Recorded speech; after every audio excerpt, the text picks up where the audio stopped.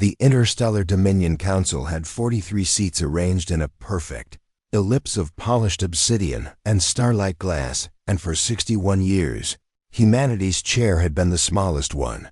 Nobody had planned it that way, exactly. Nobody had sat down in some back room and said, let's give the humans the smallest chair.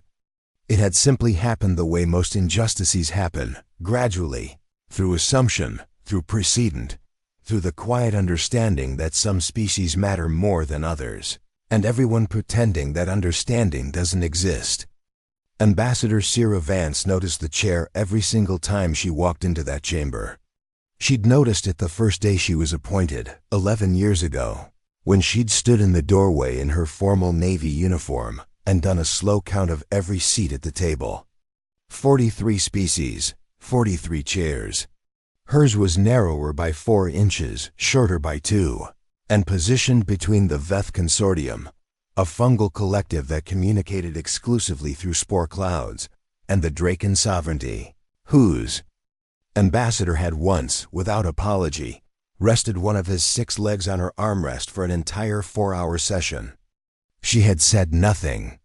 She had moved her papers slightly to the left and continued taking notes. That was what humans did. They made space, they adjusted. They took their notes, and they smiled, and they said, of course, we understand, we'll manage. Until managing became the only thing they knew how to do. Cira set her single data tablet on the obsidian table, folded her hands over it, and waited for the session to begin. The chamber filled slowly. The Draken ambassador arrived first, enormous and rust-colored, his ceremonial armor catching the artificial starlight. He didn't acknowledge her. He never did. Next came High Arbiter Yolan of the Celestin Accord, 7 feet tall. Her bioluminescent skin cycling through what Cira had learned were shades of boredom. Then the Veth, drifting in through the ventilation system because they preferred it that way. Then the chorus of Maravan, 3 bodies sharing one consciousness, sitting in perfect synchronization. Then the Vimaldi, the Kosh, the Prethan, the Sarati, species with histories stretching back before humanity had learned to write. And finally, Grand Arbiter OSSIN. He was the oldest living member of the Council, a Celestin who had presided over 400 years of galactic governance.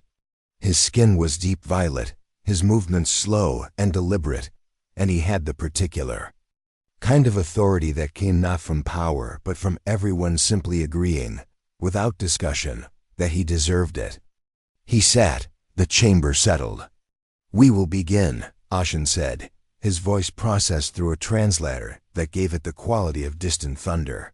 "Today's primary agenda concerns the Kepler Ring Reallocation Protocol." Cira kept her hands on the tablet.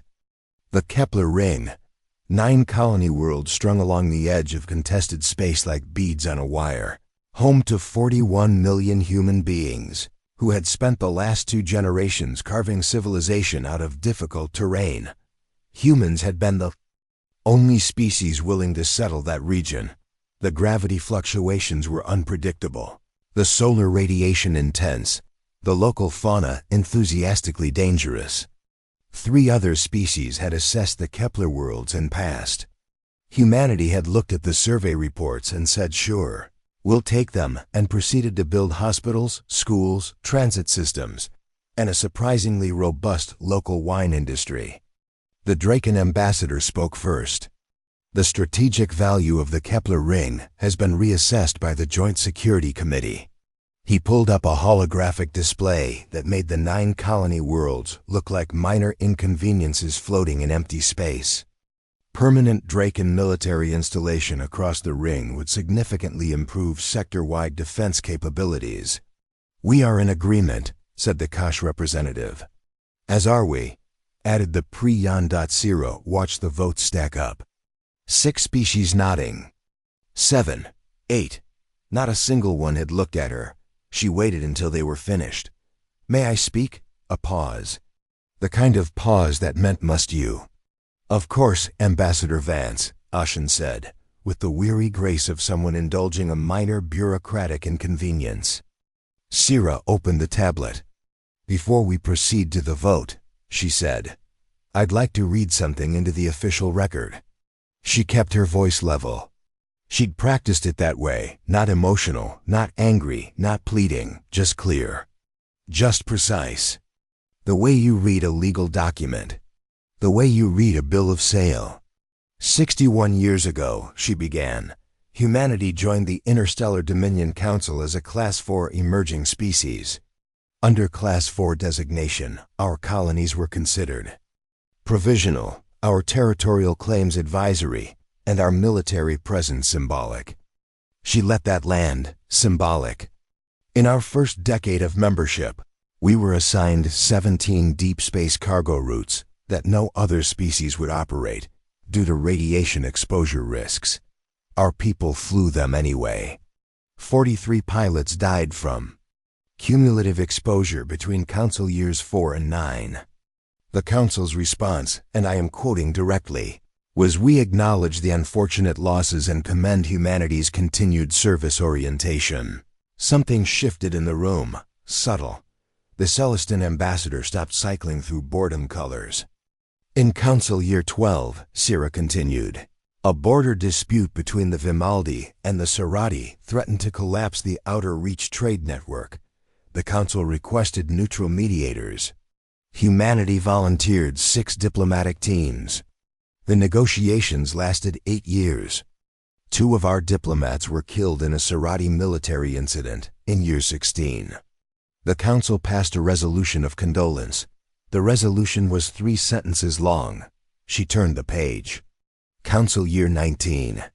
The Prethan Agricultural Consortium required emergency labor for their failing crop colonies on the Celis moons. The environmental conditions were classified as biologically hostile to Prethan physiology. Humans were requested.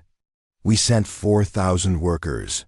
The mortality rate over 2 harvests was 11%. The Council reviewed the labor conditions and determined they were within acceptable parameters. Acceptable parameters. She said those 2 words with no particular emphasis and watched the Prethan representative become very interested in his own hands. Council Year 23. Council Year 27. Council Year 31. She read them all. Every incident, every loss. Every colony handed over in the name of diplomatic necessity. Every human life filed under acceptable or unfortunate or regrettable, but unavoidable. She read them in chronological order, in the same calm voice, at the same measured pace, and she did not stop.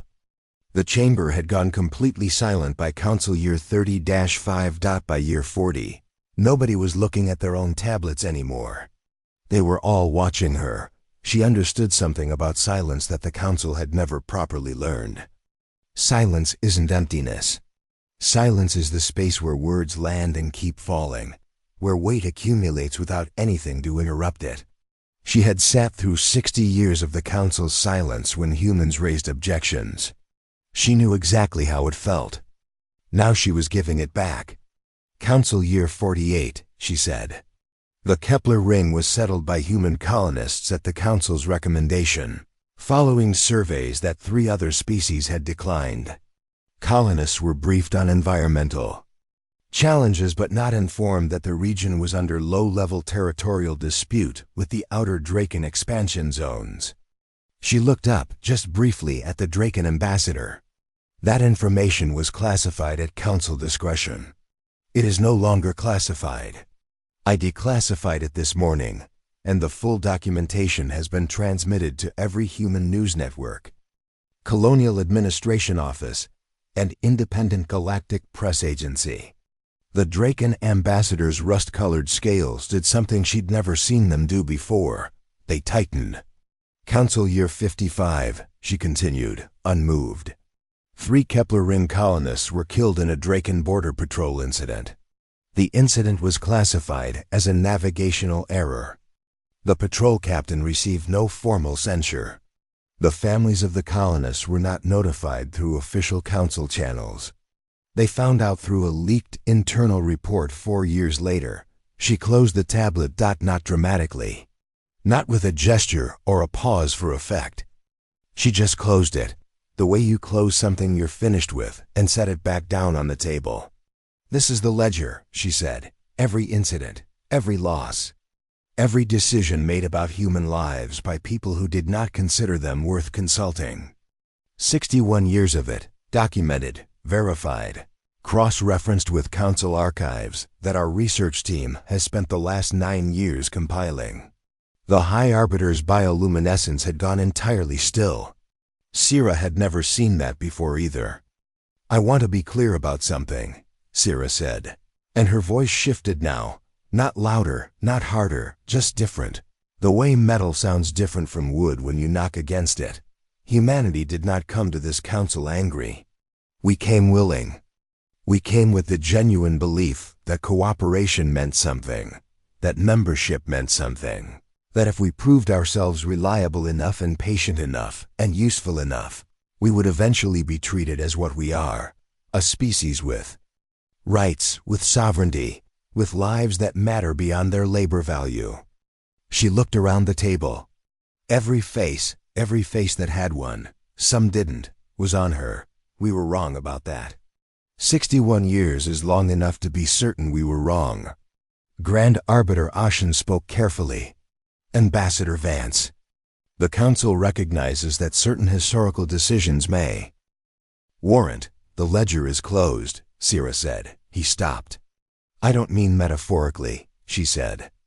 I mean that we are finished adding to it. No more entries. No more losses filed under acceptable parameters.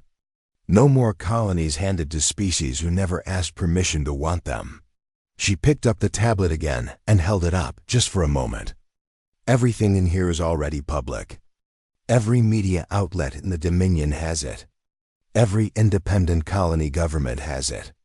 Every species who has ever quietly disagreed with how this council operates and said nothing has it in their inbox right now. The chorus of Maravan spoke, 3 voices in unison. What is it you're proposing, Ambassador? I'm not proposing anything, Sierra said. She stood. She was not tall. She was not imposing. She was a human woman of average height with reading glasses pushed up on her forehead, and ink on her left hand from notes she'd taken before the session.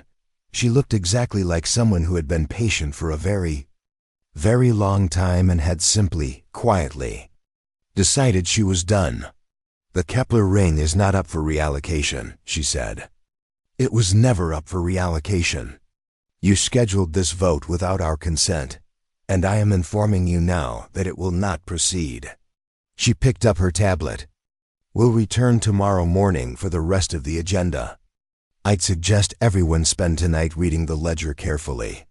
She nodded once to Ashen, a gesture of professional courtesy so habitual it was almost automatic, and walked toward the door. Ambassador. Ashen's voice followed her. For the first time in 11 years, it didn't sound like distant thunder. It sounded like something smaller, something uncertain. The council will need to respond to this. Sierra paused at the door. I know, she said. We're counting on it. She left, behind her. 42 species sat in the silence she'd made for them and began, for the first time in 61 years, to understand that humanity's patience had not been weakness. It had been preparation. The emergency session was called at 300 station time, which told Sierra everything she needed to know about how frightened they were. She arrived at 0300 exactly.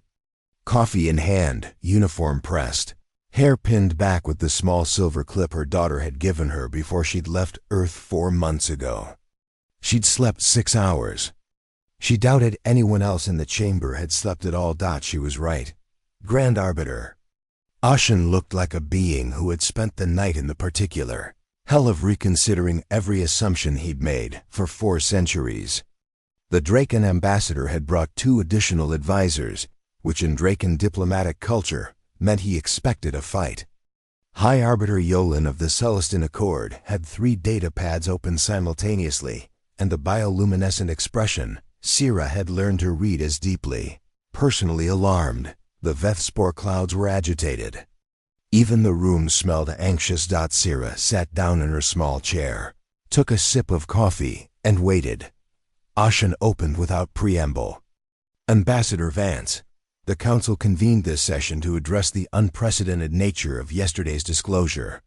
The unilateral release of classified Council documentation was legal, Sira said pleasantly.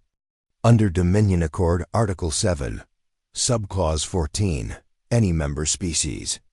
Ambassador retains the right to disclose Council proceedings to their own government and affiliated free press organizations, if those proceedings directly affect said species' territorial sovereignty or civilian welfare. She tilted her head. The Kepler reallocation affected both. I checked with 3 separate legal teams.